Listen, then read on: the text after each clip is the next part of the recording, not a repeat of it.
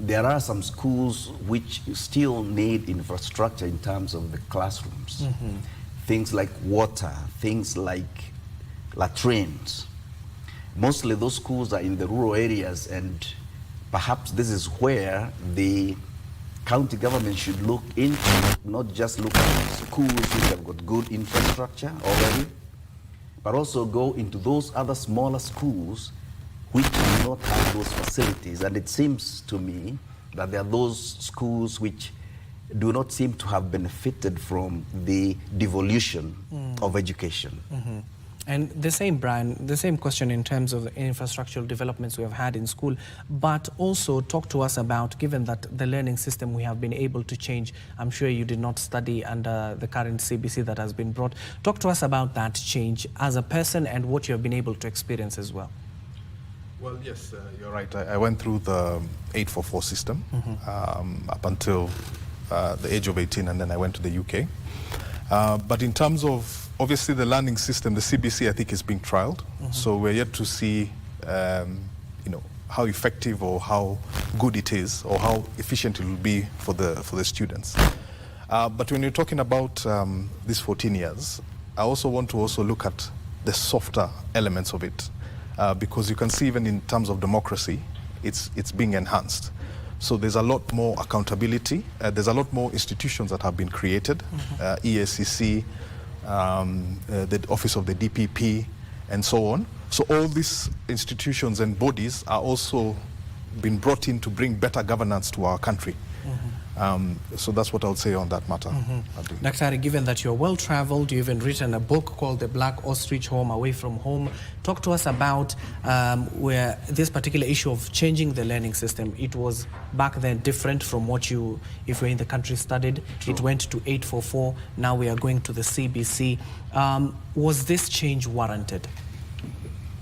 That is to be determined at some point, because I remember in the old days when we used to have the system that I went through, yes, which also had students going to the university being filtered through the Form 6 classes. And that was changed to other systems, and it's been changed a couple of times. One of the things I would say is that we are yet to see which of those systems works the best. If you ask me from where I'm seated, I would say that the outside world, the first world, so to speak, has systems which are predictable. So the idea of predictability in education, to me, is key. In other words, experts, and I'm not one of them, need to sit down and come up with systems that can be predicted. The parents can know what to expect in the next 2, 3, 4, 5, 10 years. The students also have a chance to see where they would be in 10 years. And so predictability is a key. And number two, there needs to be a consistency, in which case we do not change systems just because they're not working right now. To me, there are things that can be tweaked in the education system. We had technical schools in the old days, which I went through, which prepared students to either do self-employment or go into the sector in engineering capacity. That probably has changed to some level. And because the economy seems to be growing in a way that is not quite supporting, in my view, the number of students coming out of these technical schools and universities. So what is it that we can do in order to align the two, the industry as well as the education system, where the majority of the students, maybe not all of them, but a good number of them, can be channeled to those areas? And on the same question, given that, Brian, you're not a stranger to different systems, given that you've traveled across the world, we're talking about changing of this particular system, and the same question, was it warranted, and could this also solve some of the gaps maybe the government saw within the education sector? Well, I'll speak again, maybe based off my experience, like you've said. At least from from what I've seen in terms of education, how it's structured, let's say in the United Kingdom. So firstly, there is scholarships that are issued to students so that it enables them, first of all, everybody to get a fair chance at education. Why is that important? Because it's only through that, it's only through proper, equitable, sort of allowing students to be able to access education that they can then grow and contribute to the development of the country. So what I've seen is, of course, in terms of funding, like student loans for students is made available for all students, right? That's a very important point. They also get something that you call maintenance or allowances. So this covers their accommodation, it covers their living expenses, it covers their food. And these loans are only repayable once you get a job that gives you a certain income threshold. And they even have something called loan forgiveness. So after a number of years, you know, that loan can be written off. I think it's about 30 years.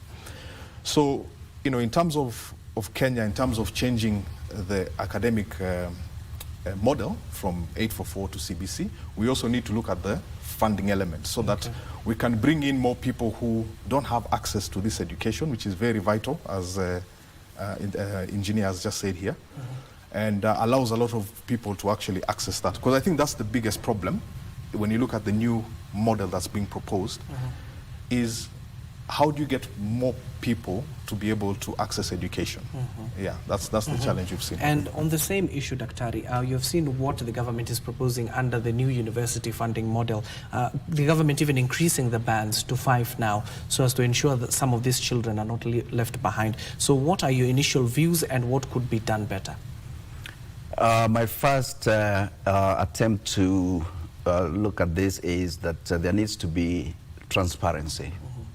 Transparency in the sense that even those kids who are in those very rural areas have the same access, just the same as like Brian just said, that they have the same access to loans and classes and schools and opportunities as the same as those who are living in the urban areas like Nairobi, Nyeri, Thika, and so on and so forth.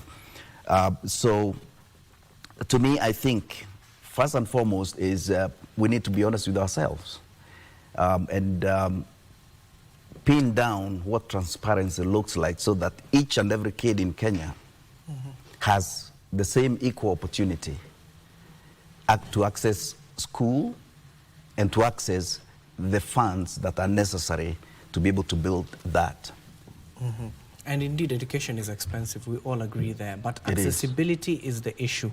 So how accessible are education sectors so that at the end of the day, they can even match up to the needs of the job markets out there, Brian? Yeah, and also, yeah, that's a good point, because we're not only just looking at the, let's say, formalized degrees, you know, the conventional engineering, law, medicine, and so on.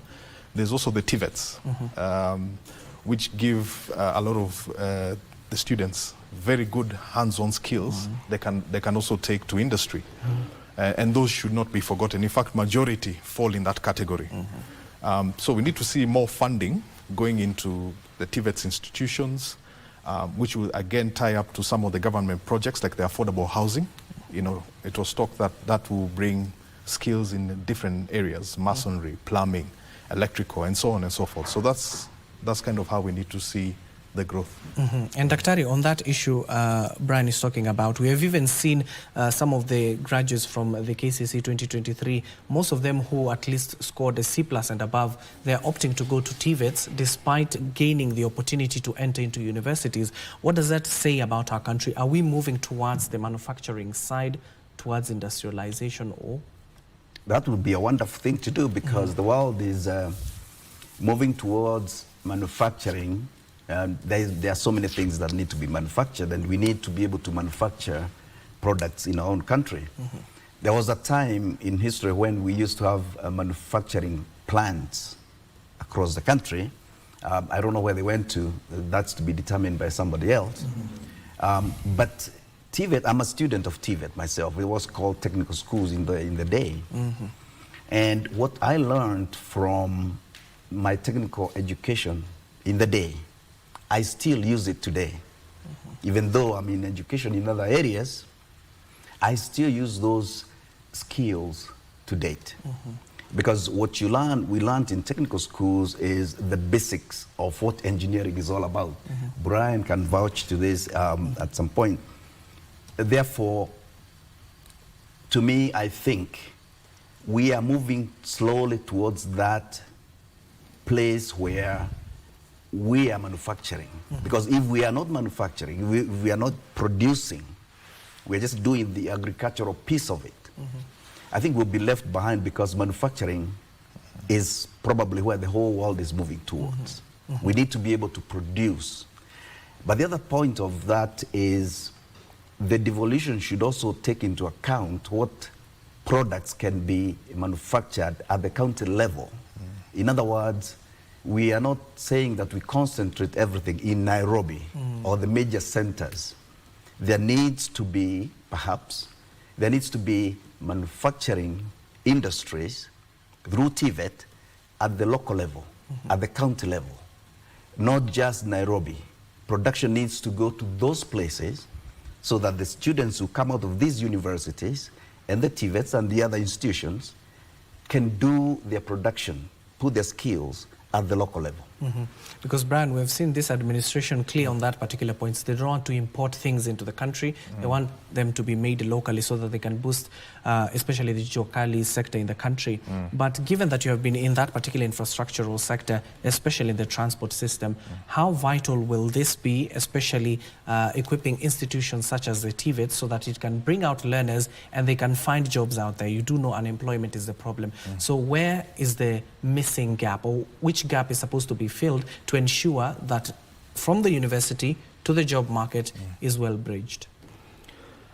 Yeah, I think it's we need to increase the opportunities that are out there. So, like I said, instead of maybe the very formalized programs, we also need to open. We're living in a digital economy, and one of the government programs that I think also should continue to be enhanced is the digital hubs across the country. I know the president, it was earlier this year, where through the commitment from CCI, we're meant to create about 10,000 digital jobs in the country. And the beauty for remote jobs is, it's an equalizer. Nobody is really, especially if you get employed from abroad, people don't really know some of these universities. There's a presence bias when you're here and you're trying to get an opportunity, and maybe somebody is judging you because you're coming from a certain university and so on. So I think if we have more jobs, yes, engineers talked about manufacturing, but also the digital jobs, it can help bridge the gap between the students that are coming out of university, and there are many of them with no jobs, and then having access to something to do. And like I said, also the TVET's institutions, I think, is very, very important, building those skills. And Daktari, we have seen a number of students, once some of them even complete high school, they opt to go outside the country to study abroad as opposed to staying here in the country. We have seen even majority of Kenyans, due to the credibility of our education system, going outside there. So aside from that as well, are there opportunities for this young generation such as ours out there? When we go study out there, we can be able to live and work there as well? I would be an advocate of students going outside of the country, whether it's abroad or across borders in Africa. For the simple reason that we need to expand our horizons. There's a saying, vernaculars, all of us, that any kid who stays at home thinks that his or her mother is the best cook in the world. Now that notion alone, I think we are past that already. We need to have opportunities. I think this has already been proposed, and I think it's ongoing now with the government proposal that students are going to other countries, for example, Germany and other places. It is a good thing for them to go out there, not to disregard the education we have here, because already the education in Kenya has prepared most of the students to be able to perform well in other countries. One of the anecdotes I would say is that in the US, for example, a survey that was carried out a couple of years ago, probably 2-3 years ago, African students do very well. Nigeria was #1, Ghana was #2, Kenya was #3. And that's not a bad thing given the numbers. So we cannot discount the education that we have here in Kenya. Therefore, yes, I would advocate for students to move out and go to schools outside of Kenya. But at the same time, not to discount the education that we have here. It is good education. It just probably needs some little tweaking here and there. And of course, do you agree with that? Or do we need to tweak our education system so that we can also be very viable in other countries? But does that even encourage brain drain? No, I don't think it does. I think we're constantly learning and we're constantly improving. You know, we are 61-year-old democracy. So I don't think anything is finite. I think we need to keep improving our systems, and education is no exception. So we are trialing the CBC system. I think there's still improvements and learning to do. Of course, we need to do a lot of benchmarking as well across different countries to see how well competence-based curriculum assists students. But yeah, I think, you know, the reality is there's going to be shortage of opportunities here. So if you can create, you know, I've been a beneficiary of studying abroad and work there, live there and work there. And obviously it has also opened up in terms of my way of thinking, you know, and I'm very fortunate to have that opportunity, but to interact with different people from different backgrounds, different cultural, religious beliefs and so on and so forth really helps hone your mindset and allows you to think more of as a global citizen other than just focusing on what we have here. And gentlemen, you are aware now that Kenya has been able to push its candidate to the African Union Commission chairperson in the form of the Right Honorable Raila Amolo Odinga, who will be going to be seeking that particular position that is going to jostle it out with other candidates, especially from Djibouti, given that they have been saying that it is the East African opportune time for the East African region to be able to clinch this particular seat. How vital will that be, especially, Dr. Nyaga, talk to us on the education front? We have been seeing majorly the AU chairpersons previously who have held this particular post have been advocating for better education within the continent, boosting of trade. So how vital will it be for our country and to our education system? That's a great question, and I wish our candidate the best. And we need to have a candidate like Raila Amolo Odinga at the AUC. It is #1. I think all of us would say that even the students who are in school would say that he's a good role model. So at the AUC, having him as a role model and advocating for the education. He is also a student of foreign education, so he knows probably much better than most people. He knows the value of education, and if and when he gets into the AUC, I believe that he'll be able to advocate for good education system to work with the Western world in order to improve the education systems across Africa. Not just Kenya, but across Africa. And the same question to you, Brian, as well. Looking at the infrastructure-wise, given that he had held that previous docket when he was given that particular opportunity to serve within the African Union, so how beneficial will it be for Kenya and the continent at large?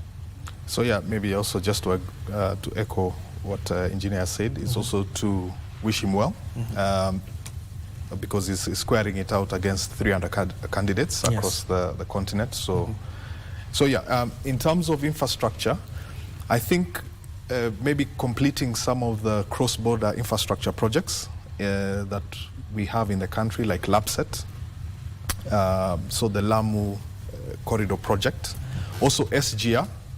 You know, how can we champion for, because now in that seat you're looking at it continentally, not just with a Kenyan bias. we need, let's say, rail infrastructure that cuts across different countries so that there's accessibility is increased as a result of that. So how can the former Prime Minister, in his position as AU chairperson, assist with some of this infrastructure development?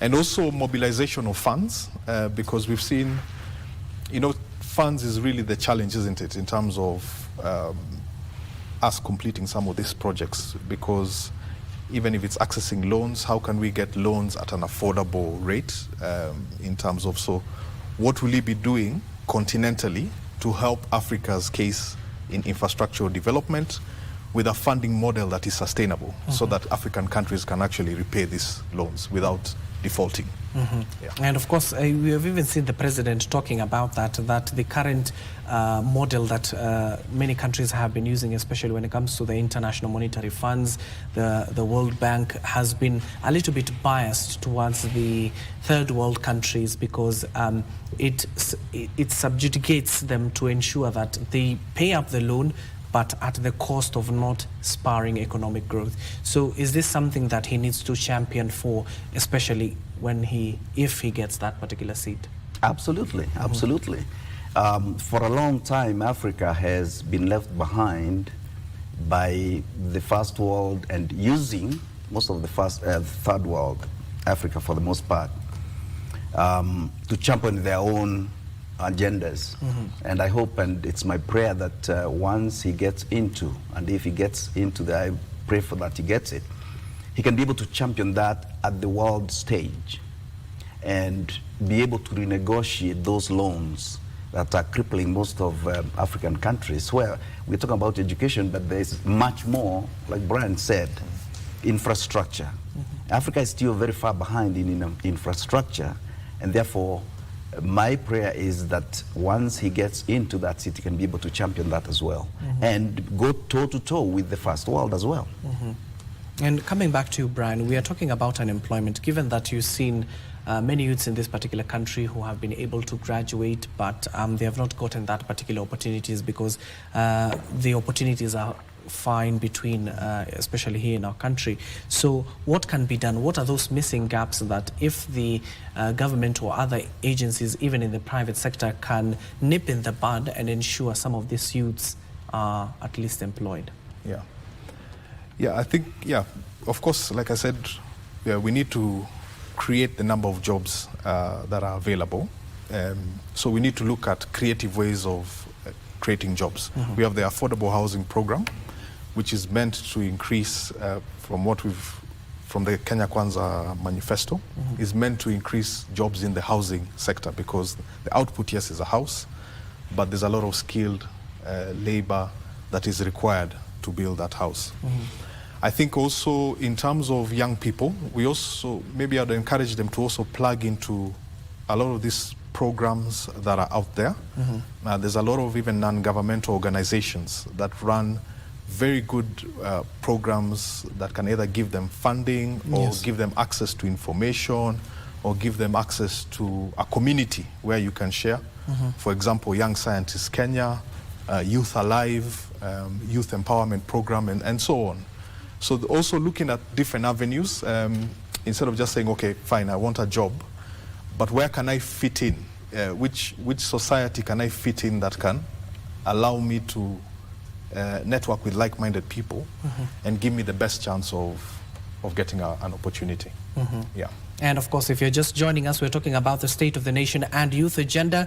We're currently taking stock of our country's Katiba, given that Kenya is celebrating 14 years since the promulgation of the 2010 Constitution, the Constitution that is yet to be fully implemented, a document that was hailed not just here in the country, but across the world. We're looking at the achievements, especially in the development as well as in the education sector, and what can be improved. You can also join in the conversation. Talk to us on our social media platforms at KBC Channel 1 as well as at Abdiaziz Hashim 1.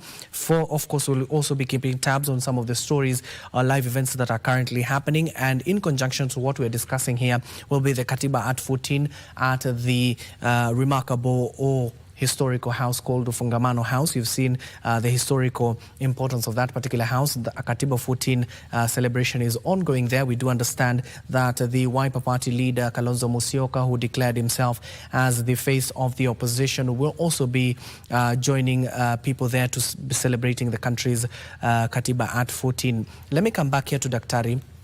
We have seen, especially from the Gen Zs, how they have been well educated when it comes to the Constitution itself. As in the generation that you are you proud of these young men and women who have been able to ensure that they have been able to grasp the Constitution and what it is required in the country that is yet to be implemented? I'm proud of the Gen Zs because they have a point, they're making a point, which cannot be ignored. But at the same time, I would also note that whatever we do, whatever the Gen Zs do, they also carry a responsibility to the country and to themselves also. So yes, they have real issues that they would like to be addressed.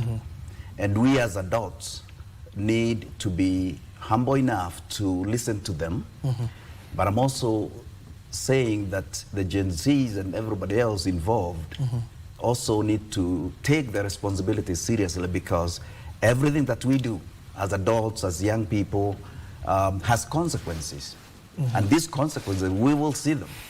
At the end of the day, when there's destruction, for example, we will pay for it. We'll pay for it somehow, because all the destruction has to be taken care of at the end of the day. So the responsibility part of it is important, as well as listening to what they're saying on a round table if possible. And of course, we were talking about this earlier on, accountability and transparency, Brian. How critical is that, especially in our country at this stage? Very, very important. You know, the other thing that we should recognize as a gain of the Constitution is the promotion of human rights and social responsibility amongst everybody, really. So everyone has a right to freedom, to education, to health care, and everything else. So accountability then comes at the forefront, because it's embedded in our Constitution and it's a right of every citizen of the Republic of Kenya. So therefore, the governance that we have, both from a national, county level, and all other spheres of government in Kenya, I beg your pardon, have to be held to the highest account possible, and which is good, which is what we've seen from the Gen Z revolution. And obviously we've seen a lot of changes now. We have a broad-based government.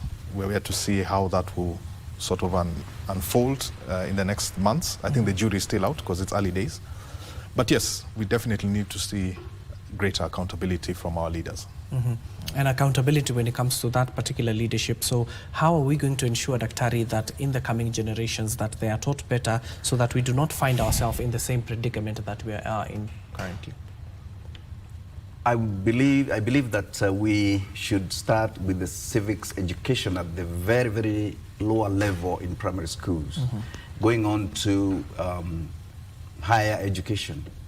Civic education, I think, is very, very important for us to understand. The children need to understand what their responsibilities are from the very beginning. What does civics do? What does it mean to be civilized? What's civics? What's civil society? What does it even mean? Because most of what I see, in my view, is that it's easy to jump onto a bandwagon without questioning or even understanding what it is all about that we are talking. So yeah, we need to have some accountability of some kind, yes, on both sides, on either side, and probably above anything else, we need to have a dialogue so that we can be able to understand one another, not talking across one another. It is not enough to start name calling when we have a conversation. And I think we need to start there. We need to start to have conversations, civil conversations. And Brian, do we have the goodwill, given that we have a document that is 14 years old, that is yet to be fully implemented, do we have the goodwill to implement it fully? that is what we are hoping for.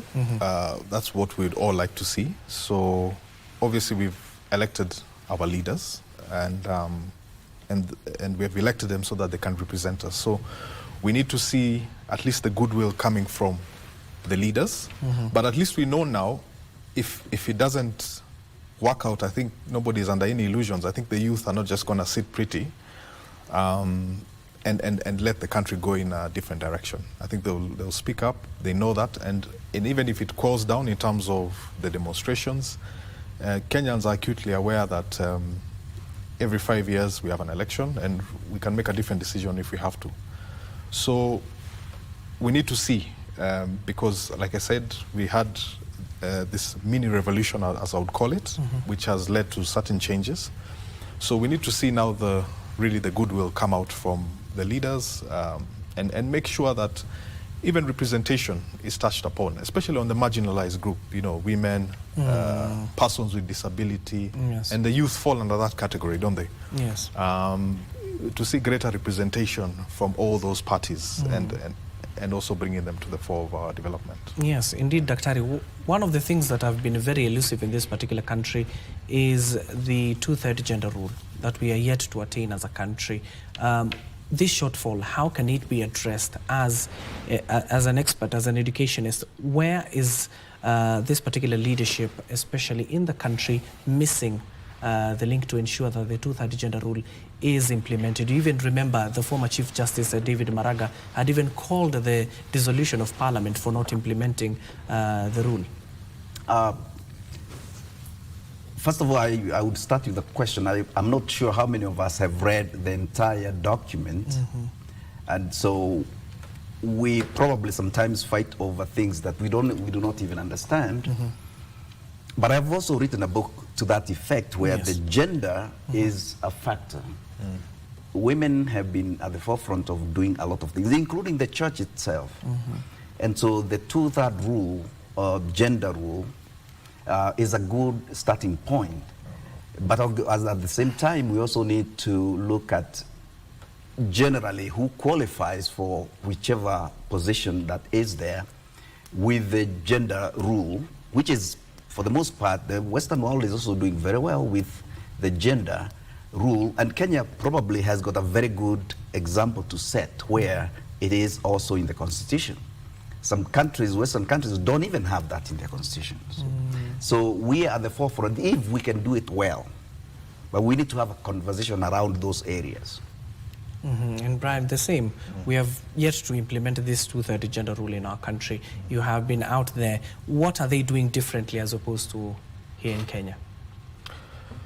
Well, I think it's more the willingness to do it. So I think, first of all, it shouldn't be like a cosmetic exercise where we are looking to implement the gender rule just for the sake of it. I think we really need to prioritize this for gender and all marginalized groups. Because also persons with disability, it's important that they have a voice, because it's not through any fault of their own that they're disabled, or at least for some of them. So we need to see a lot of these groups represented. I think that would give a voice that is, we talk about broad-based, you'd give a voice that's more holistic.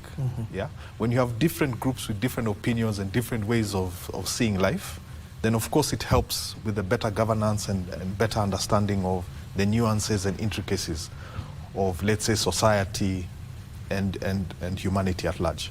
So I think it's important we see the different groups coming in.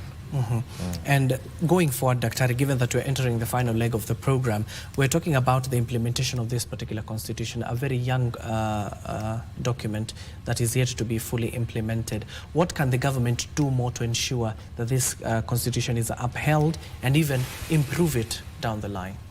Education, education, education. I remember 2010, when the constitution was being promulgated at that time, there was not good enough education, civic education. And therefore, each one of the groups in the country were looking for a tiny, small article that benefits them or they have an interest in. And therefore, goes back to the question I asked earlier. How many Kenyans have read the entire document to understand what it entails and critique what they think needs to be tweaked? I think the jury, again, is still out there for those kind of questions because we tend to focus on small little things. For example, the presidency, prime minister, the cabinet, governors, and the other positions which are very, very important at the local level. We never talked about them at all. And one more critique from me is that we have 47 counties, 47 governors. This needs to be looked at because the wage bill is biggest at that level. In the US, counties have got chairmen, not governors. A state like Georgia has 159 counties. So would we have 159 governors?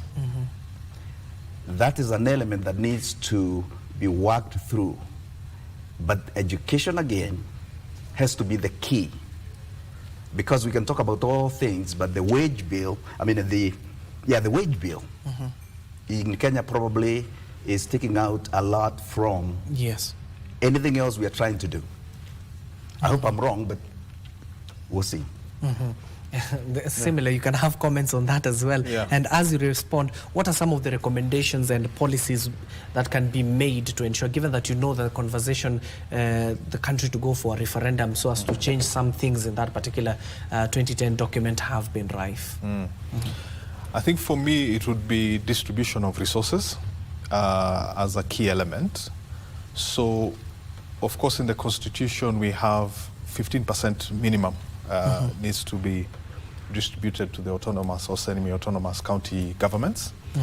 So if you're talking about referendum, I'd actually like to see that increased to minimum 35. Because there's no doubt if you transverse the country, you can actually visibly see a lot of the gains that have happened in the country. Yes, there has been corruption, so some will argue that there's corruption also as well, but I do agree, and that's something that if there's one thing that's going to hold us back from where we want to get to, it's going to be corruption. There's no doubt about that in my mind. But at least from a resource perspective, we should see more resources coming. And also the equalization fund that's included in the Constitution, that's actually meant to, all this is about, even this discourse we're having now, is also about uplifting people in marginalized areas, isn't it? That child in Samburu, that girl in Samburu who comes from a pastoralist community and wants to get a fair crack at life or even education. So how can we see the equalization fund being used into even better use so that a lot of the children, the marginalized groups, the women and so on, persons with disability can access it and we can see improvements in the nation. And some of this conversation, the reason why I'm saying referendum, we have even seen policy changes that are going to be made in the coming days, where the Speaker of the National Assembly, that is Moses Masika Wetangula, as well as Chief Justice Martha Koome, were asking, why do we need to have all these bursaries? From the we have a CDF kitty that run by MPs, we have the MCAs who have a kitty in a similar nature, we also have the governors who have a similar kitty, and you'll see some of the duplication. These are some of the areas that needs to be harnessed so as to ensure that every child at least gets one of the rights that have been clearly stipulated in this particular document. Those are the things that we all need to have a conversation around, because you cannot have decentralized bursaries and distribution of resources where one MP is doing one thing, the governor is doing another, and somebody else at the civic, at the public service is doing something else. These, in my view, should be harnessed in order that the resources can go to the right places at the right time. Instead of having one MP controlling what he or she thinks is her kitty, because it's not. These are public funds. And therefore, a conversation around this and the centralization of these resources, I think, is paramount. It needs to be done and done quickly. And of course, going back to what you're talking about corruption, have we ensured, given that we do have independent offices such as the Ethics and Anti-Corruption Commission, we have the Control of Budget, we have the Auditor General's Office, institutions that have been protected by the Constitution, have we done enough as a country to protect those institutions and well resource them? So those are two questions. Yes. I think, yeah, in terms of seeing the institutions working, I think we've seen them in bits. I don't think we can say, if we're being honest with ourselves, that they're working maybe the way we would like them to be working. Because some of these cases, let's say, that are brought up with the ESCC and then obviously investigated by the DPP office. We need to see cases moving, and I think what Kenyans want to see at the end of the day is a determination in court. Yeah. Whether high profile or not, but we need to see something that actually gets to the end of the process for us to say, okay, fine, our institutions are working. In terms of the resource allocation, my hope is they're getting enough resources. At least you heard when the president took office, he said the office of the IG will be allocated their own budget so that the police, because resources as in the past historically, being used as an avenue to control certain institutions. When you deny them resources, then they are under your mercy. But if you can see more of that in the other institutions, then I think they'll be able to thrive, because they are Kenyans with goodwill who want to make a difference. Okay, let's finalize on this particular program right now. Let me get your thoughts as we wind up. Let me start with you, Daktari. What are your thoughts going forward and what needs to be improved? From where I'm sitting, I think we need to have a national conversation about what kind of nation we'd like to be. One of the things perhaps we can have a conversation around is, do we want to be a civilized nation or not? Do we want to do things well or not? One of the things I find interesting is that we do a lot of things in Kenya. Sorry to mention this, but it doesn't look like we are able to do some of these things well enough to perfection. And I think as a nation, we need to start thinking about, if it is construction, we need to have people who think, who have got critical thinking, so that you do not have haphazard buildings and electrical wires hanging loose and electrical switches behind doors. I don't think that's the standard.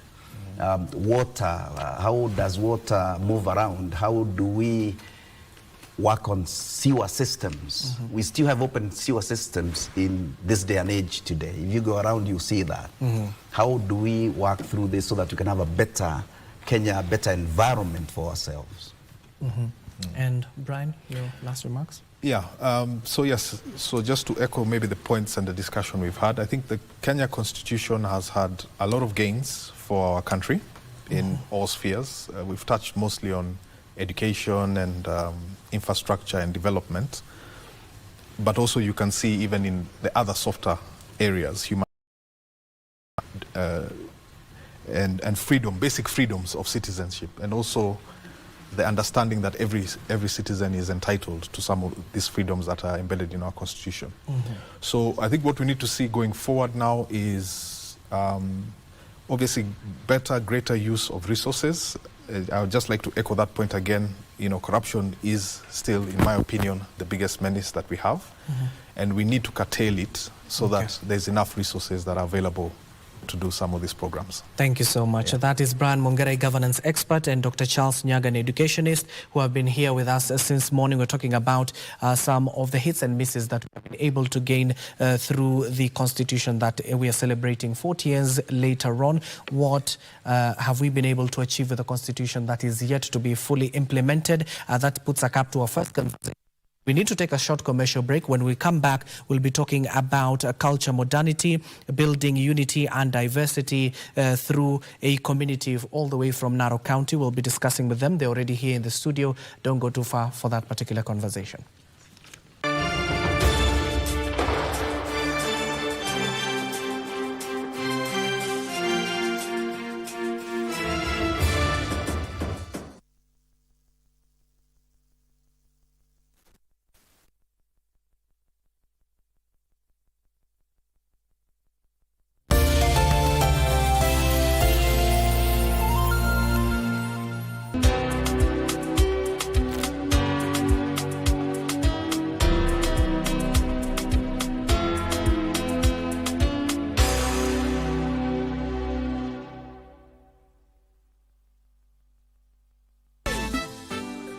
Is your mind thinking what my mind is thinking? Maybe this trash of a school is finally closing. Will you wipe that smug of a smile out of your face? Is that something to be happy about? Now guys, I want us to write down the craziest, not the craziest, the most impossible day you'd want someone to do. My guys, go on your pole, but this thing is very, very important. I got to go. What's the hurry for? You mean you don't want to fall in love? You know I'm the only way I can quench your thirst. I do not have any thirst. Thank you. Wondering if you'll be coming home. I've been listening for the phone. Seems like it's take a chance alone.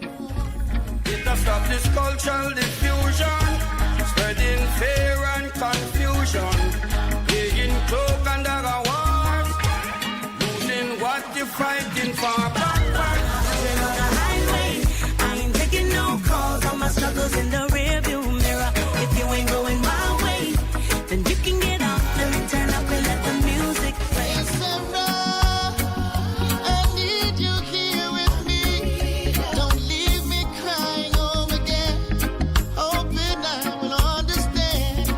Mtazamaji, tumekuandalia taarifa zinazogonga vichwa vya vyombo vya habari kutoka hapa jijini Nairobi na pia mashinani. Wanahabari zaidi ya ubora wao wako ange kukuletea habari pindi zinapochipuka kutoka pembe zote za Kenya.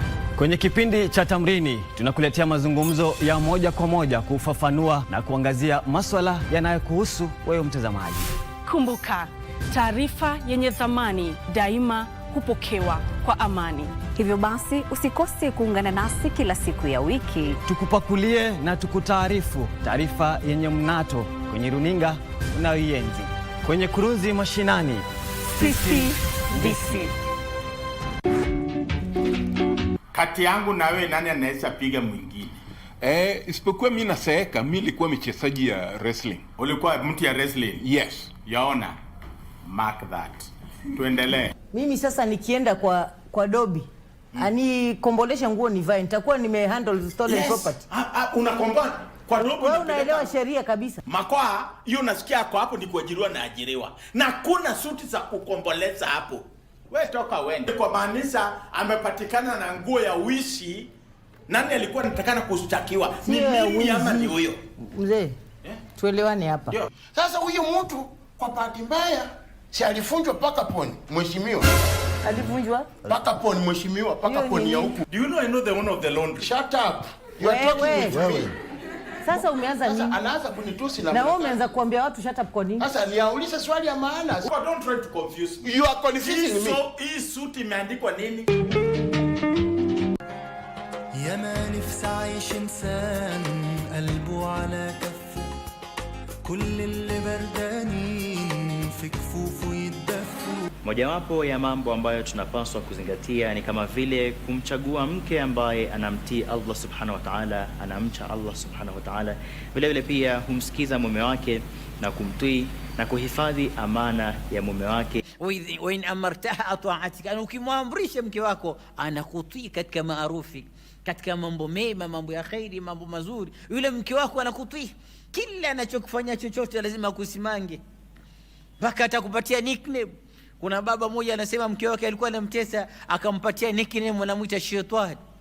Kwambia Shetani, chakula kimeiva.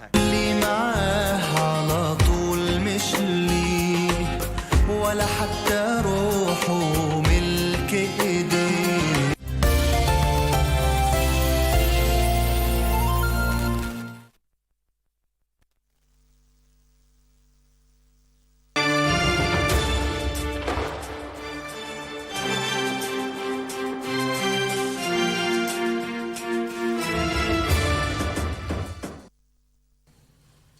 Welcome back and thank you for staying with us. Now to our second segment, we'll be focusing on the Maa community.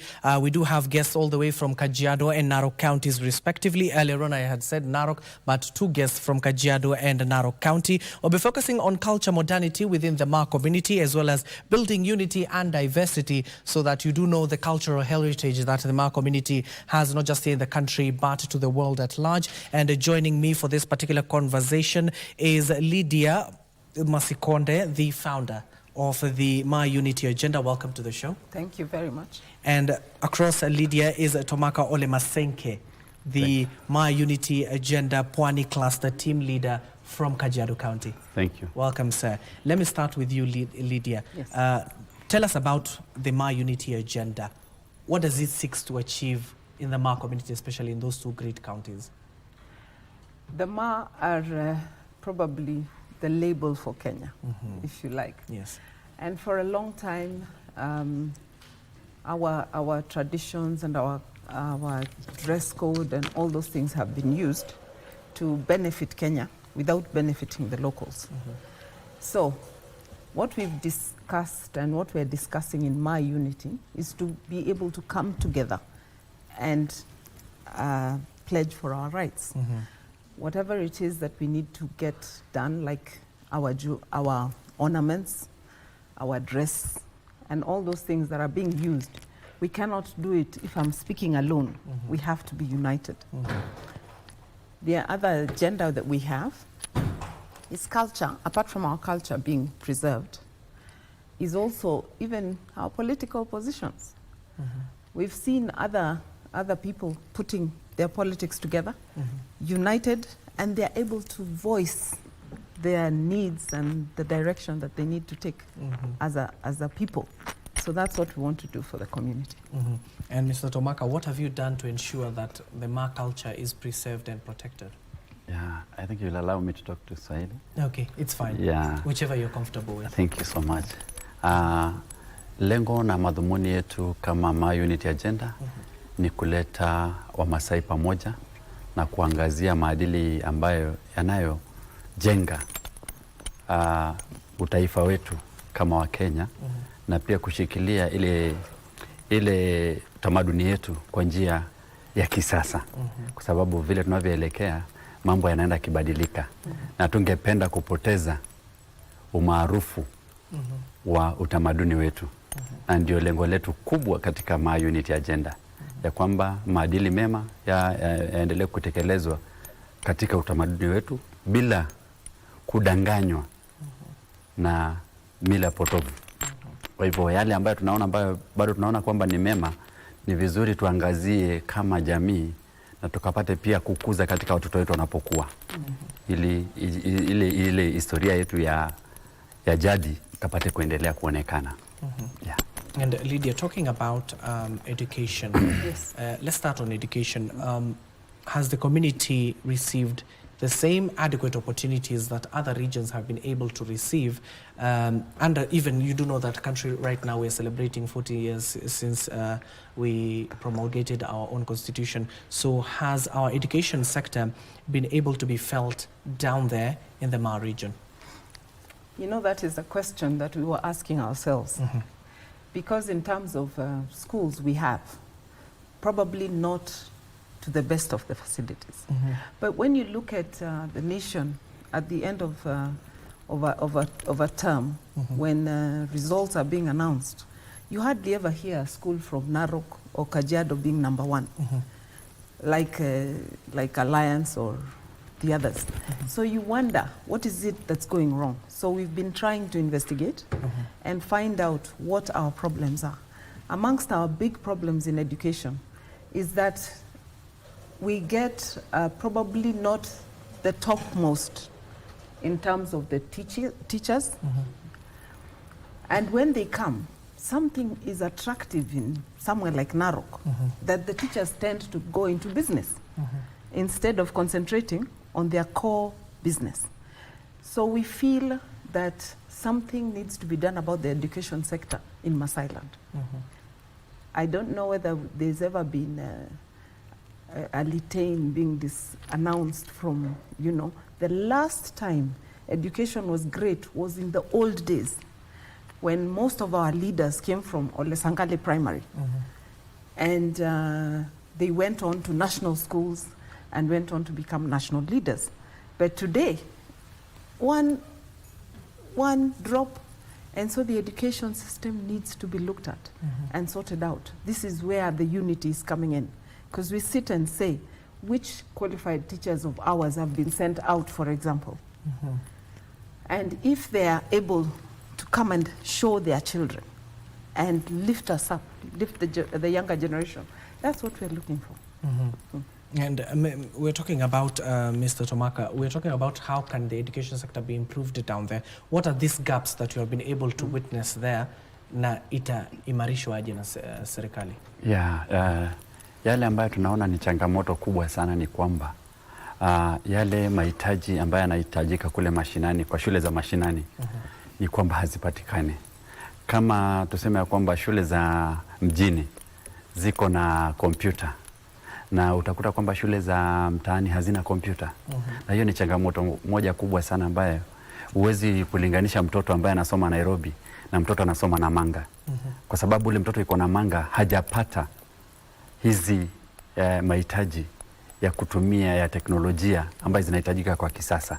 So hiyo ni changamoto moja ambayo tunapitia, na pia ingine ni kwamba tunahitaji kufanya kujumuisha wazazi wote pamoja, wapate kutembea pamoja, wapate kuelewa katika education ya kwamba wale wazazi wanafundisha watoto Nairobi na wale wako mashinani wakapate kuelewa kwamba ile mahitaji yanayohitajika katika kuimarisha elimu ziwe zinatembea katika njia moja sawa, kwa sababu utakuta kwamba ni kama haiko sawa.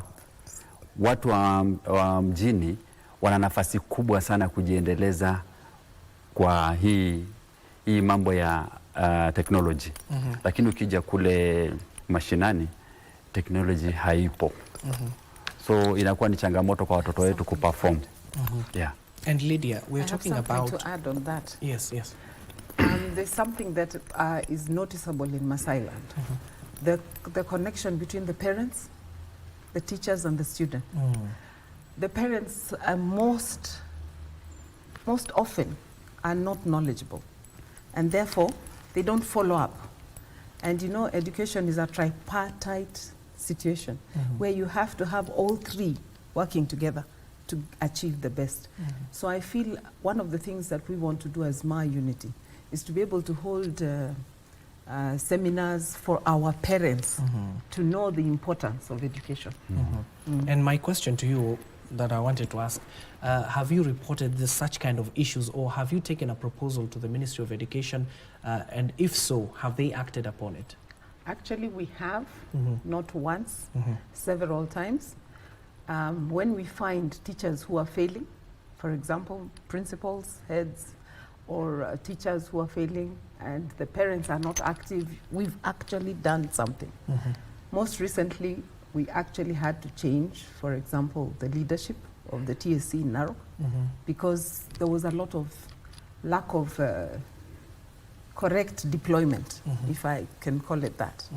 And this was done very recently by one of our leaders, and thanks, we have gratitude to her that she did a good job there, managing to sort out the TSC.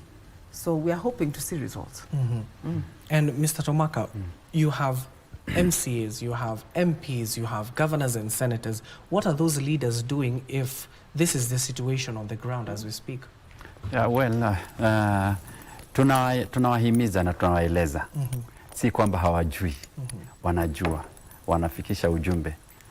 Recently, if you allow me, my MP, the current MP, nimeona akifanya jambo la maana sana. Amekuwa ni mtu ambaye amesisitiza, ametembelea mashule zote, na nimeona kwamba kumekuwa na improvement ya zile mipangilio ya shule, kwa sababu yeye mwenyewe amejitoa akaingia katika mashinani. Lakini hapo awali kulikuwa na changamoto kwa sababu hakuna mtu alikuwa anawahimiza. Lakini niliona hivi majuzi, kwa sababu kuna shule moja hapo nyumbani ambaye ni secondary ilikuwa na matatizo, na alipokuja kaingilia kati mambo yalirekebishika. Na nimegundua pia kwamba katika shule zetu za mashinani unakuta kwamba wale viongozi wanaochaguliwa kuongoza board za shule inakuwa ni kwamba ni mtu ambaye haelewi, yani mtu hajaenda darasani. Yani ni kiongozi tu ameteuliwa akawekwa kwenye board, na ule mtu hana mwangaza ama hana uzoefu ya yale mambo ambayo yanastahili kufanyika katika zile shule. Sasa ile ni kama ni title tu mtu amepewa awe pale. Hiyo ni changamoto moja kubwa sana. Unakuta kwamba katika wanasiasa pia wanaregesha mkono kwao kama asante kwa kuwaweka, kwa kuwapigania wawe katika zile nyadhifa za board, ambaye pia hiyo inaturudisha nyuma, kwa sababu katika shule ni kwamba kuwe na mtu ambaye anaweza kuangazia watu mambo mageni ambayo yanatokea katika upevu wa masomo. Na kama tutakuwa na watu ambaye wao wenyewe hawana uzoefu wa maendeleo, basi shule itakuwa stagnated pale pale. Kwa hivyo hizo ni changamoto ambazo tunaziona na tunaangazia kwamba katika Ministry of Education kama wanaweza kuingilia kati, wakuwe wanadhibitisha kwamba especially the board, the chairman, they are the people who can perform, people who understand what is supposed to be done. Yeah. And going back to you, Lydia, the Constitution is very, very specific on what leaders ought to do and what their mandates are clearly be. The My Unity agenda, have you been able to sit down these leaders and tell them, because this is essentially people's right, you're not begging, because at the end of the day they're your representatives, they represent you. So have you been able to sit them down and call them to order? We've been dealing with this My Unity agenda for the last almost 6 years. We have had a sitting with all our MPs and leaders, basically. We've called them, we've talked about this, but in typical forms, the thought that we are political makes them feel sometimes guarded. So they don't actually activate what we are asking. But they can see the problems themselves. Indeed, like for example, in the education sector, if the board chairman is a political appointee, just because he's somebody's relative, and not that he's qualified to guide the education sector, that is where we fail a lot. And we have talked to them, we have met them, we have put our matters that we've looked at before them. Some have been implemented, but I can say not all. Mr. Tomaka, do you know as a people that you have the power to either recall your MP or even decide through the county assemblies to impeach some of these leaders, such as the governors, if they do not heed at the end of the day? What recourse, ni mikakati gani ingine mnaweza weka kuensure hawa watoto at the end of the day wanapata haki yao? Ndio maana tuko na My Unity agenda. Ni jambo moja la kushughulikia hayo matatizo yote ambayo yanakumba katika mashinani. Hiyo ni njia moja kwamba tunaweza kuwafikia, kuwatafuta na kuongea na wao wapate kuingilia yale matatizo ambayo ama changamoto ambazo zinakumba hizo shule zetu kule mashinani. Na ni kweli tuna haki ya kuwaita na pia kuwaondoa katika mamlaka. Lakini kuna ile utaratibu ya kwamba ni lazima we exhaust hiyo process ndio kitambo ufikia mambo ya kusema kwamba unataka kuimpeach mtu. Ni lazima uwe umetumia mikakati ya kutosha ili kama ule mtu amekiuka yale mikakati, basi unaweza kuchukua kama last resort ya kwamba kama ni impeachment, unaweza kuwa sensitize watu wako ya kwamba huyu mtu ama huyu kiongozi hatuwezeshi kupata yale matarajio ambayo tunatarajia.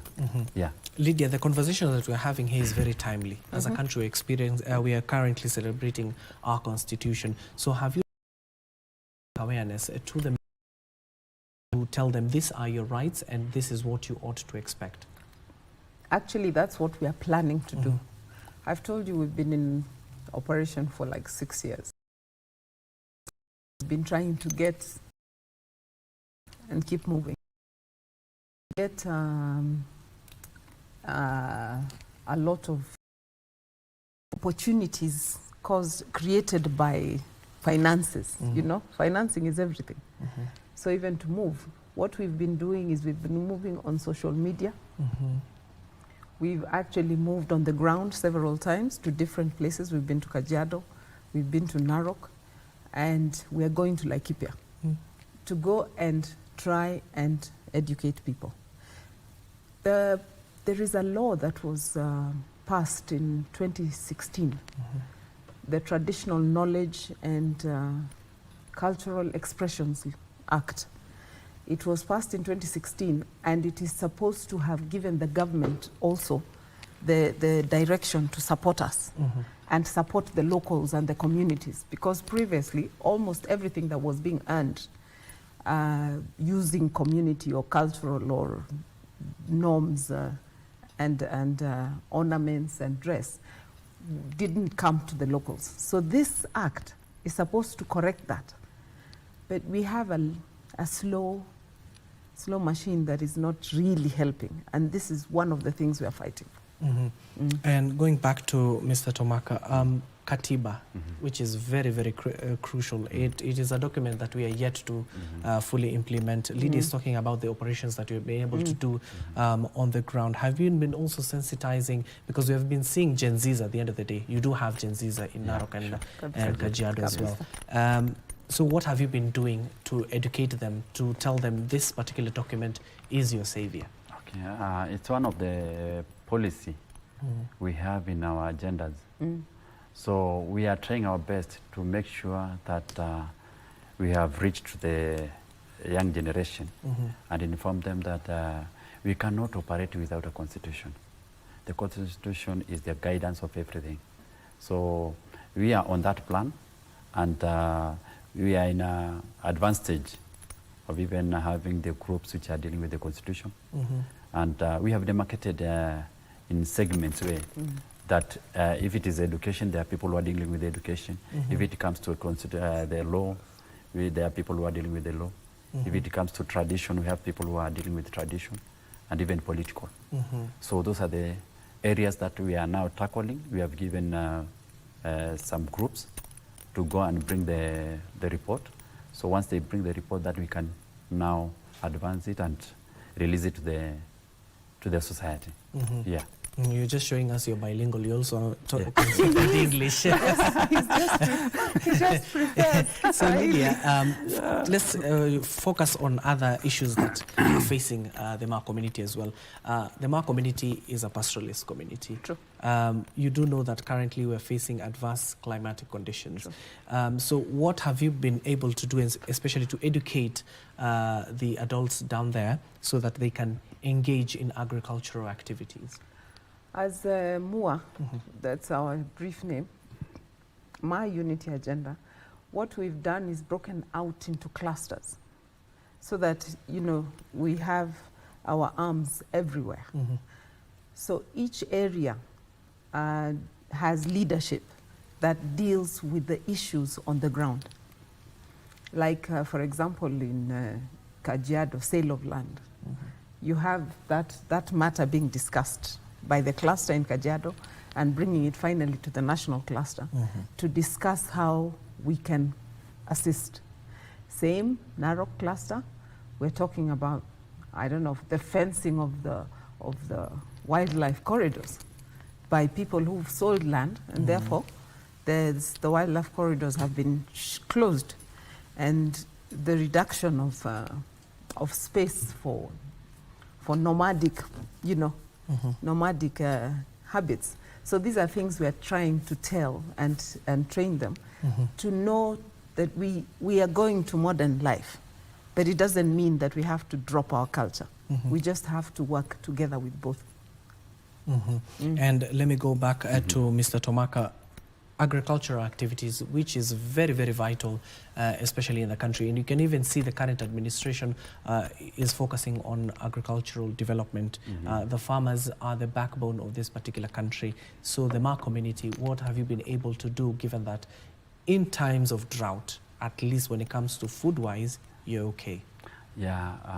Yale ambayo tunawahimiza wale ambao wako mashinani, ambao hawako mjini na kazi yao ni ya kufuga mifugo, kwa sababu hata sisi wote tuko wafugaji, lakini kuna zile mbinu ambazo ni za kisasa.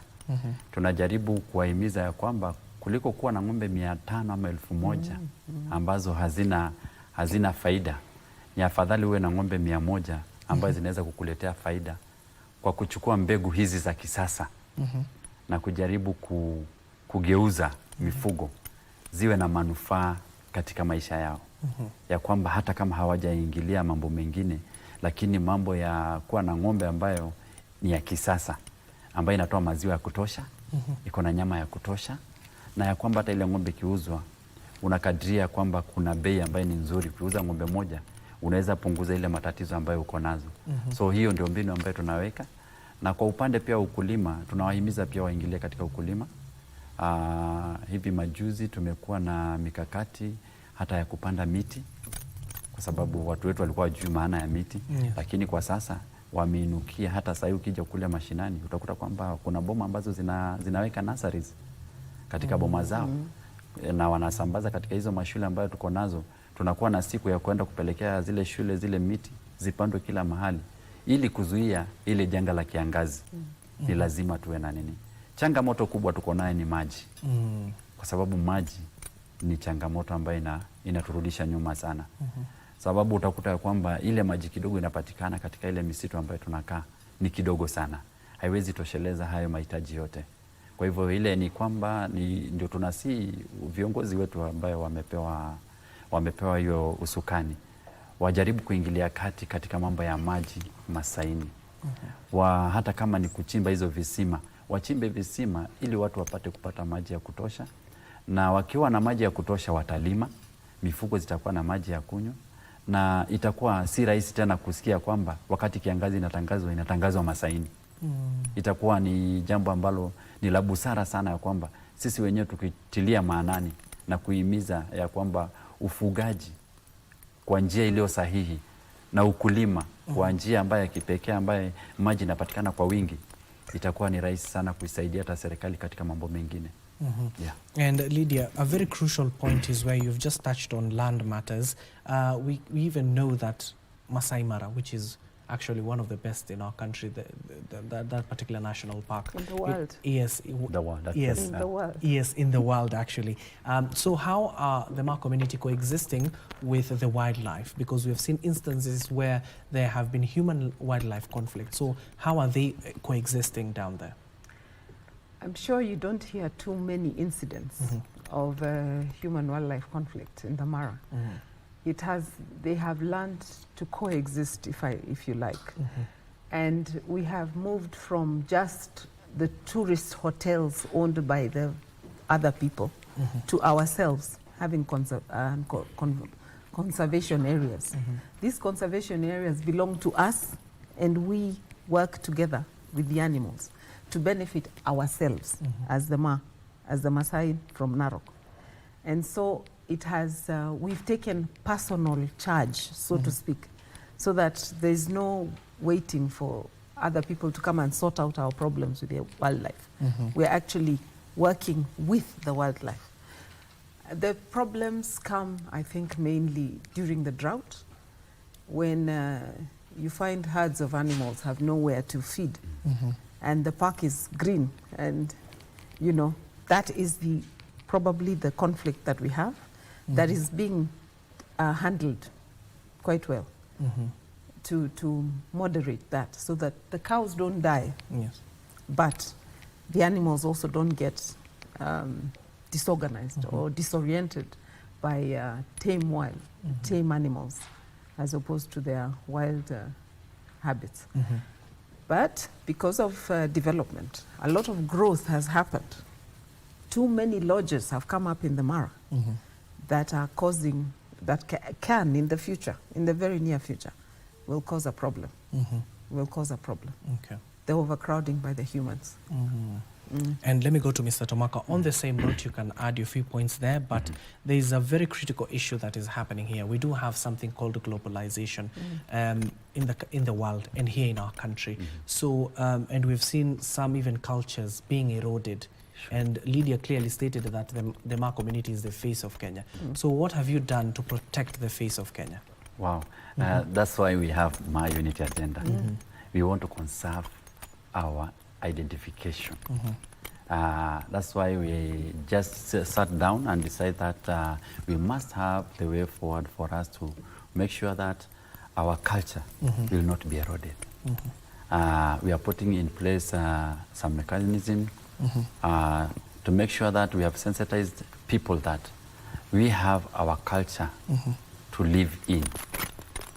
And as you see, or as you have said, ya kwamba Olympic juzi ilienda. Yes. Na ilienda na identity yetu. Yeah, and we thank the Athletic Kenya yes, for really helping us to show us that the culture we are pushing on to maintain it is very important. Na matazamio yetu ni kwamba hata serikali ya Jumuiya ya Afrika Mashariki kwa sababu sisi tuko Kenya na Tanzania, ya kwamba wakapate pia kutilia maanani ya kwamba ile culture ambayo tunajaribu kuizuia na kuipeleka kwa njia iliyo sahihi, wapate kutusikiza na wakapate kutusaidia pia kuweka mikakati ambayo ni manufaa katika nchi hizi zote. Ukikuja katika tourism sector, I think we are the people who are leading and making sure that tourism haitaanguka. Kwa sababu katika zile mienendo zetu za kiculture yetu tumeiangazia ulimwengu na imeonekana. Hivi unaweza toka ukaenda Uingereza ukakuta mtu amevaa hizi mashuka ambaye nimevaa. Kwa sababu akionekana kule anakuwa kama ni mtu ambaye si wa kawaida. Ni jambo ambalo linapendeza. Kwa hivyo tunasema ya kwamba ijapokuwa kuna changamoto mingi ya kuendeleza culture kwa sababu ya modernization, lakini sisi kama jamii ya Maa tumekita na tumeamua kwamba kubadilika si rahisi. Usomi isituondolee majukumu yetu ya kuendeleza maadili yetu. And leaders still on the same. Globalization is here with us. So what have you done to at least acclimatize with the situation so that at the end of the day it does not erode your culture? You know, because of our previous culture, previous habits, pastoralism and nomadism, and those things have all been stopped by globalization and things that have come that are new.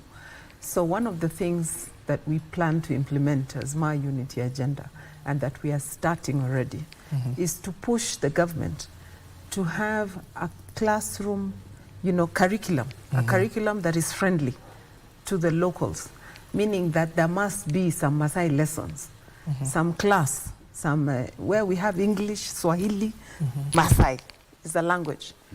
It's a language of communication. It is also, then there is also a lesson on culture, so that our children don't get engrossed and eroded by the globalization. It's coming, it's here.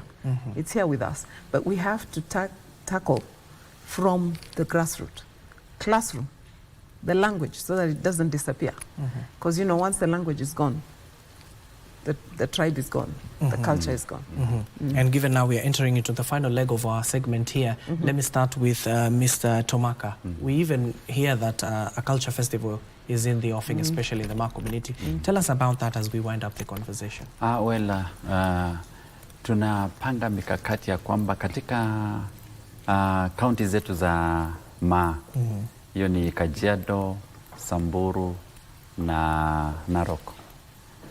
Tunahimiza sana ya kwamba tukapate kuwa na hizo cultural days ili kueneza watoto wetu ili wakapate kutambua kwamba ile umuhimu wa sisi kama jamii tuendeleze culture yetu. Na hiyo kitu imetusaidia sana. Kama vile dadangu amesema ya kwamba tushakutana wakati mmoja upande wa Kajiado hapo Smith Hotel. Na tukafanya hiyo cultural na ikakuwa mzuri, na wakati mwingine huwa tunafanya pia carnival, na imekuwa pia ni jambo ambayo the current generation ambayo inainuka wanaifurahia pia. Kwa hivyo hiyo ndio mbinu ambayo tumeiweka, mikakati ambayo tumeziweka kuhakikisha kwamba tunazunguka kila kaunti tukieneza hiyo mambo ya culture. Hivi tunatazamia kwenda Laikipia kwa sababu ya mambo kama hayo, na pia Amboseli. Hayo mambo tunataka kuhimiza kwa sababu ni jambo ambalo tunaona kwamba litatupatia pia mwangaza kwa wale ambao wako mashinani, ya kwamba yale mambo ambayo tunayoyafanya inawanufaisha pia wao, kwa sababu unakuta kwamba mgeni anapotoka Uropa anapokanyaga nchi yetu ya Kenya anataka kuona wanyama na Maasai. Okay. Thank you so much. As you finish, Lydia, we only have a minute. Your final remarks. I'm going to divert a little, but this also has to do with globalization. What is happening with the MA is that we need to do what we are doing now and take action on it. And so we are appealing to the government and the bodies that be, that these policies that are in your books, please implement them and assist us to implement them, so that they're not just sitting and becoming, getting dust on the shelves, that these implementations must actually happen. Secondly, I am a woman, but I am voting for the boy child. Yes. The boy child is in trouble right now because we have looked at the girl a lot and uplifted the girl. So let's do these things together. Let us not leave the boy child behind. Thank you so much. Well said. Afadhali umetupigania sisi. Thank you so much. That is Lydia Masikonda, the founder of My Unity Agenda, and Mr. Tomaka Ole Masenke, My Unity Agenda Pwani Cluster Team Leader. Thank you so much for coming, and we wish you all the best in the upcoming Culture Festival. Hopefully we're invited there, and there you have it. If you didn't have plans, you have the Ma Culture Festival coming up. And of course, we need to take a short break in form of the cabinet. We want to take you down memory lane. As we prepare for our final segment, we'll be looking at the Mpox preparedness. We do have the Dr. Cheriota Rotich, KMPDU branch chair of South Rift, already here with us in studio. Mary Christine Boniface, the national treasurer of the Kenya Union of Clinical Officers. But before we have that particular conversation, let's take the cabinet.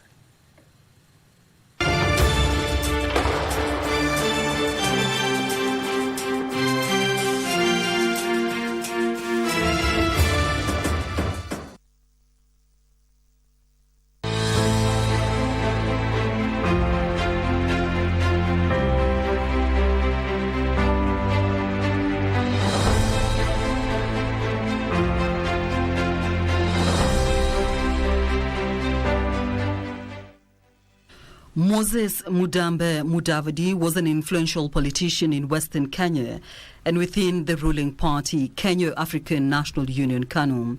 As an influential member of President Daniel Arap Moi's government, Moses Mudavadi was the only person other than President Moi who would receive delegations at his residence. Even diplomats who wanted to quickly pass certain messages from their countries to State House reportedly paid courtesy calls on him at home instead of going to the Foreign Affairs Ministry.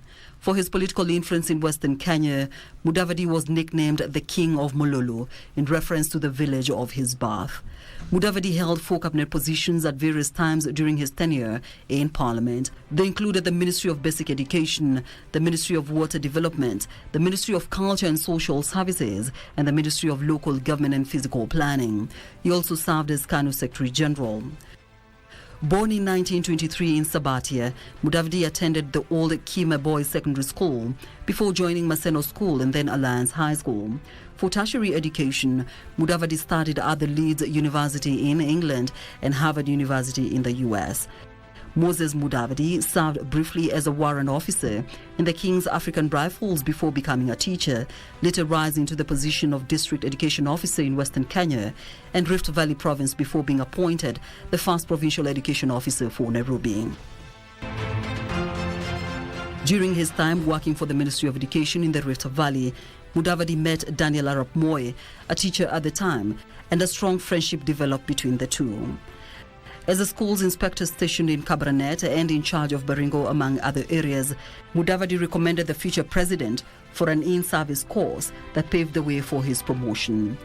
Mudavadi also influenced decisions to appoint Moi as the head of the Kabranet Intermediate School and to represent the Rift Valley in the Legislative Council. Mudavadi ventured into politics in 1969 but failed to win the Vihiga parliamentary seat. He was also unsuccessful in the second attempt in 1974. He lost the seat to Peter Kibisu, who was subsequently convicted on an assault charge. Mudavadi won the 1976 by-election, and his long-term friendship with Daniel Arap Moi proved useful in his political career. Mudavadi joined parliament at a time when a group of politicians was trying to change the constitution to block Moi, then the vice president, from succeeding President Jomo Kenyatta. Mudavadi backed his friend, a decision that worked well for him when Moi became president in 1978. Mudavadi was appointed to the cabinet in 1979 as Minister for Basic Education in charge of teacher training colleges and schools. During his tenure at the Basic Education Ministry, Mudavadi was accused of admitting mostly people from his home area to teacher training colleges and was accused of the same when he was moved to the Ministry of Water Development in 1980. Despite the public outcry, he was not fired. Although his stay at the Ministry of Water Development was somewhat controversial, Mudavadi worked to improve the water situation in drought-stricken areas of the country. In 1982, Moses Mudavadi was moved to the Ministry of Culture and Social Services. Women's issues fell under his docket. He was instrumental in urging Maendeleo ya Wanawake, the women's development organization, to ensure that its efforts resonated in the rural areas. Mudavadi is perhaps best remembered as Minister for Local Government, a position he was appointed to in 1983. Once again, his time there was not without controversy. At one point, he over-nominated councillors to civic authorities, exceeding the stipulated 1/3 ratio. A validation bill was quickly approved in Parliament to regularize the anomaly. In 1982, the minister disbanded many wayward civic authorities in the country, establishing commissions in their place. The biggest casualty was the Nairobi City Council, whose mayor Nathan Kahara was dismissed along with all his councillors, with the commission headed by John Ramtu being in charge for 10 years until 1992. After an illustrious career in the civil service and in politics, Mudavadi died in 1989 at the age of 66 years. His son, Wycliffe Musalia Mudavadi, carried on the legacy by going into politics.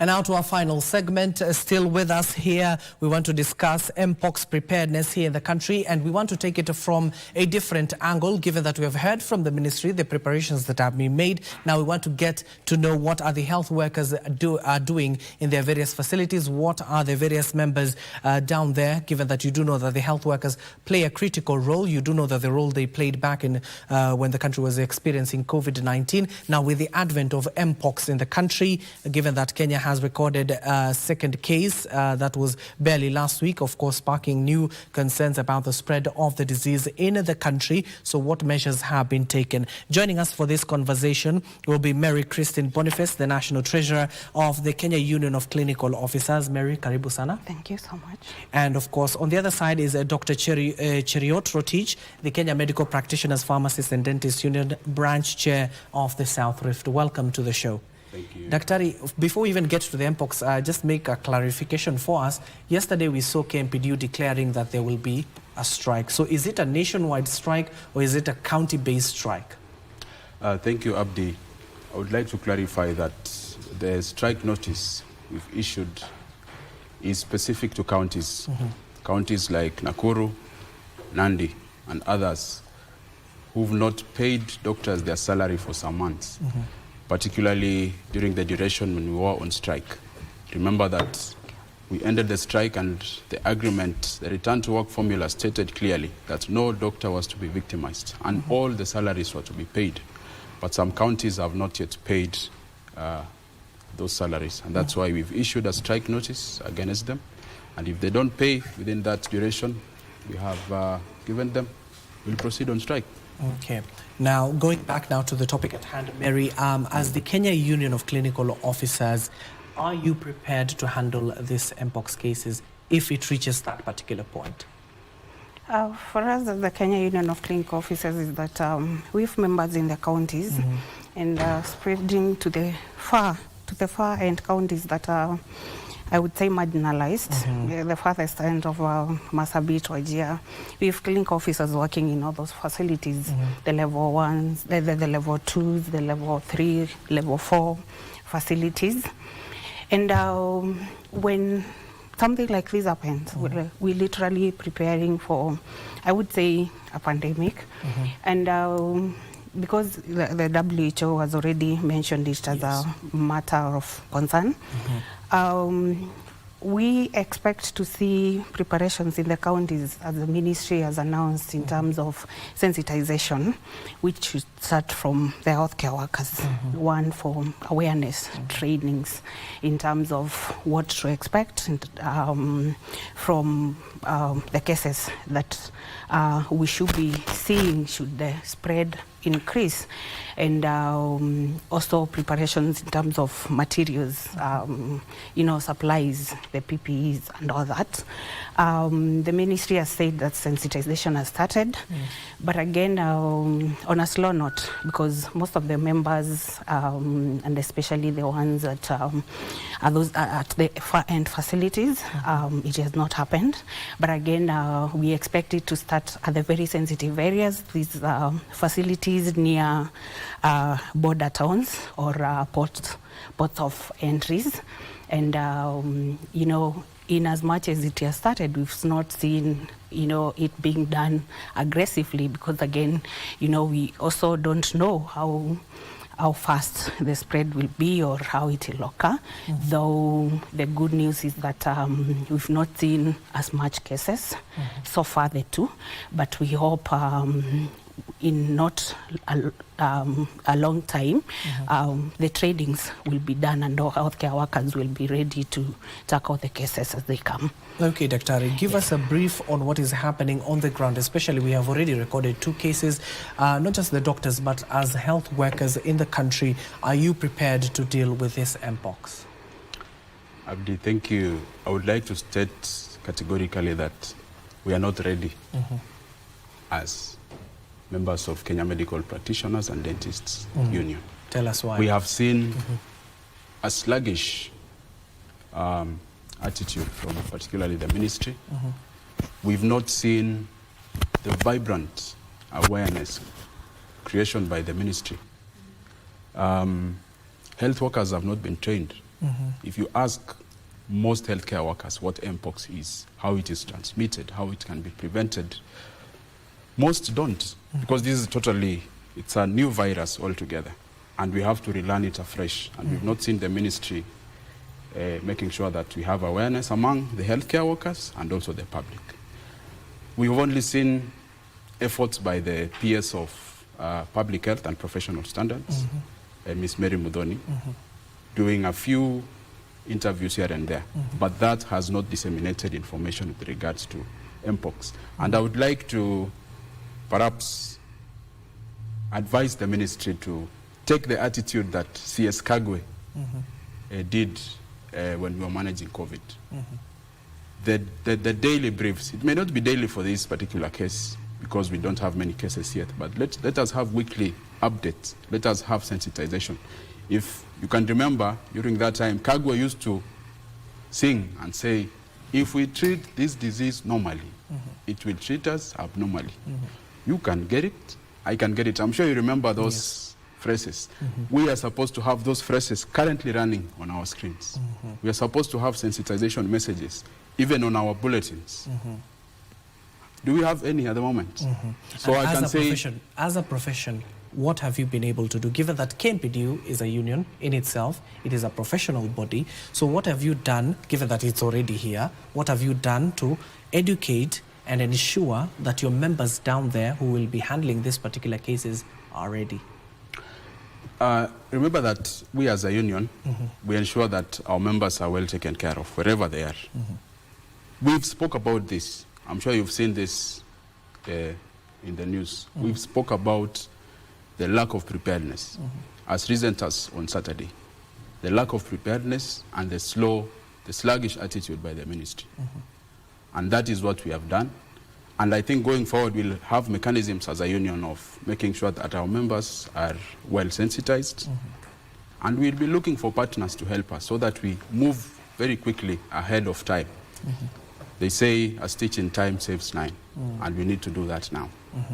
And maybe, Mary, we're talking about measures that have been taken to ensure not just to secure the patients who will be arriving at the facilities, as well as the doctors, clinicians, the nurses who are working there. So what measures have been done, and what do you propose, not just to the ministry, but to we even saw COVID-19 various partners, both here in the country, private sector, were coming in to help. So what is the dire need as we speak? The very first important thing that we need to do is information, because lack of knowledge can really mess us up. And this is knowledge across the board to the citizens and to the healthcare workers. So we really need to move very fast and invest in that, provide information materials about Mpox and especially its transmission, because it's there that we derive the preventive measures of the disease. And then other than after providing the information, then it's also ensuring the preparedness in terms of the things I mentioned earlier, you know, the medicines for the supportive care, the protective gears and all that. So just ensuring that we have those things that we need to manage the conditions and most importantly, the space, because we know these are cases that cannot be mixed with other patients. They need to be isolated. So we have these spaces in our particular facilities where we can accommodate these patients as they come. So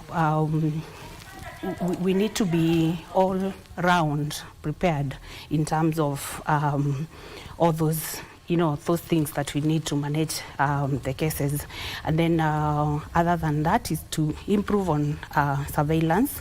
That is ensuring that our entry points are well manned, and that we have teams constantly monitoring what is happening, because when we get the suspected cases, how are they being checked, the screening, where are they being kept as we wait for the results, for the confirmation, and all these things. So for me, those are the first things that we need to ensure that we are ready with as we prepare to tackle the disease. Daktari, similar question. Tell us what is required in the health facilities across the country right now. Thank you, Abdi. So I would like to put it in a more practical manner. That we can have a truck driver traveling from DRC or Uganda, and they pass the port after screening. Then when they reach, let's say he reaches Tito Ande and he falls sick, and they go to the nearest healthcare facility there. What do we need in that facility? So, and that is why we are faulting government, particularly the Ministry of Health, for this. So once this patient arrives, we need to ensure that the health facility is ready for that particular patient. Remember, we will need to isolate as per the guidelines, which again have not been clearly outlined by our ministry. Remember, ministry, the main ministry's role is to provide policy guidelines, particularly in management of diseases like Mpox. So we need to have county facilities activating the health management teams, activating the preparedness, readiness committees that we used to have during COVID. Let them earmark places for isolation of these patients, particularly... The ministry clearly stated the other day we should open up those COVID-19, reopen them. Yes. And then again, we're supposed to have all this supportive treatment that Dr. has explained. Over and above that, we are supposed to ensure that we prevent the spread of this infection by, of course, contact tracing and all that. And then finally, we ensure that we procure vaccines, which I think are now ready. We've had a shipment arrived in Nigeria yesterday, and Kenya should be at the forefront of making sure that we get vaccines, and we vaccinate the vulnerable populations, the truck drivers, the highly mobile populations, those who travel from port to port. we get them vaccinated as soon as now. Yes. And of course, indeed, on that particular vaccination, we even saw the Health Director General, that is Patrick Amoth, clearly stating that Kenya will receive vaccines into the country, especially 2 million of them from Denmark-based Nordic Manufacturing Company by December. December may be a little late. We want them as soon as now. Okay. Yes. Thank you. Okay, Masi, still on the same, but the public, what do they need to watch out for? Given that you see Mpox, people have been confusing it with other diseases because before it manifests to the extent that we have been able to see those pictures and images, what do people need to look out for so that they cannot be infected? Let me start from the point of mentioning out what the symptoms of Mpox will be. And majority patients will present with symptoms like fever, general body weakness, and some will have swollen nodes that, of course, someone moving in the public might not notice. The rash does not start immediately, may come a little late, and it starts on the face and then spreads to the rest of the body. But now, most importantly is the history of, this person who we are suspecting to be sick. Where have they been? Have they traveled? Could they have come into contact with someone who is sick? So the history might help a lot to help people in the public to get to know this person might be sick, and then they be able to stay away from them, because again, it's not easy for the public to be able to to say these symptoms look like symptoms for 1, 2, 3, until at that point where the patient develops a rash and everybody can be able to see and be able to tell. So the most important thing for people in the public or people out there going about their businesses is to, the usual precautionary measures of social distancing again. Yes. The habit of washing hands frequently, so that we can be able to avoid, because people can get the disease from contaminated service, so washing hands will come in handy. And then just being aware of your environment and avoiding that contact with people around you will help a lot. And Dr. you can see on your screen there, those are what Mpox at the end of the day the results are. So how can we evade from reaching there? So thank you. So we can avoid reaching there by, of course, prevention. And as we said earlier, the cornerstone of preventing any pandemic is awareness. Yes. Simple as that. Make people aware of the disease, how it is transmitted, and how that transmission can be stopped. So for this case in Kenya, we are discussing human-to-human transmission. Yes. Remember, in places like the DRC, we are talking about animal to human. Remember, in DRC, things like rats is a delicacy for them. So for Kenya specifically, we are discussing about human-to-human transmission. And Dr. has clearly explained how we can be able to stop that transmission.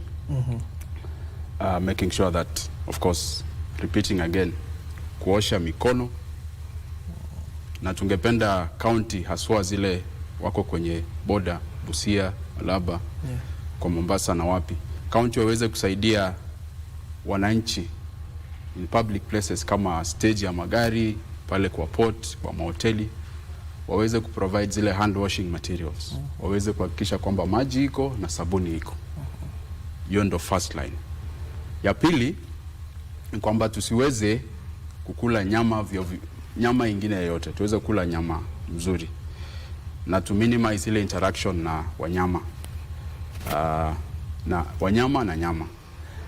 Alafu pia ukiweza kusikia kuna mtu ambaye ako na upele, ako na rash ambayo imetokea kwa ngozi, uweze kuripoti ili huyo mtu akaweze kupimwa, na ikipatikana kwamba ni Mpox aweze atakuwa isolated ama awekwe kando na wengine mpaka results ijulikane kama ni mpox ama ni yale ndugu zake kama chickenpox, measles na vinginevyo. Tukifanya hivyo tutaweza kuhakikisha kwamba hatutapata cases nyingi za mpox na hatutapata vifo. Na unajua hii Kenya pia hatutapata wale mpox billionaires kama vile tuliona COVID billionaires. Okay, we're entering the final leg of the conversation. Let me get your final remarks. Let me start with you, Mary. What should Kenyans expect and what are they expected to do so as it does not reach to where we were back in the COVID-19 era? I would ask fellow Kenyans to be vigilant. Even when delay of information from the ministry and the government is evident, we all have a responsibility of trying to learn as much as we can about the disease and be aware of, the prevention measures, and let's do it. Let's take it upon ourselves to ensure that we do that we need to do to prevent the spread.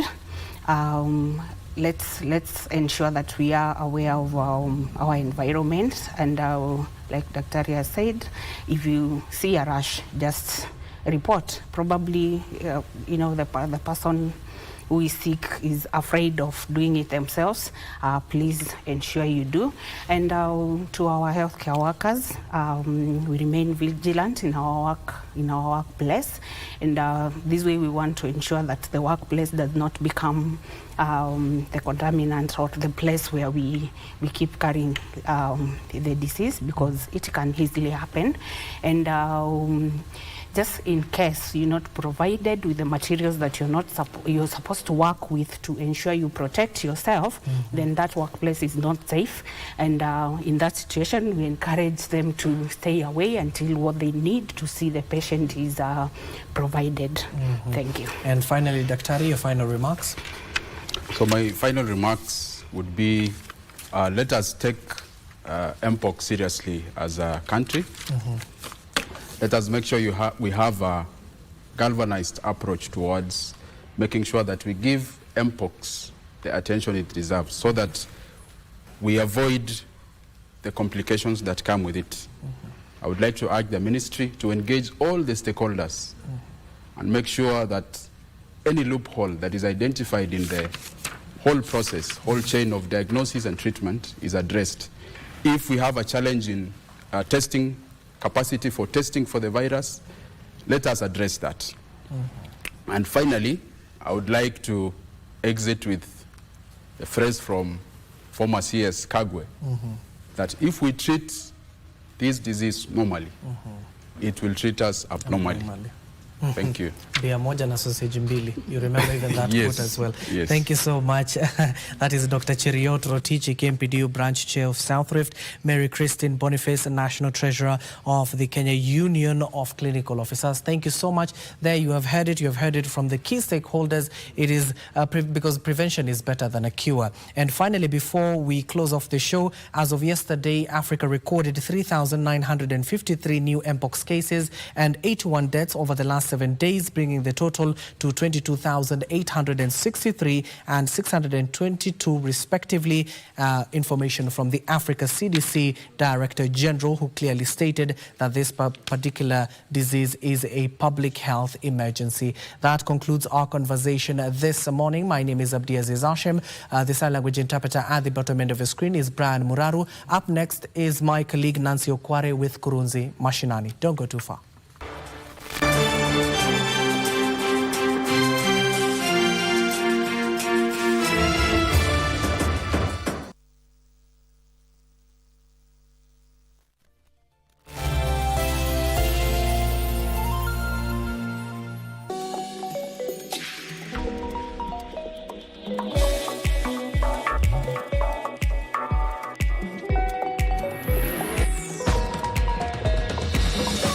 We traveled to Kigali to visit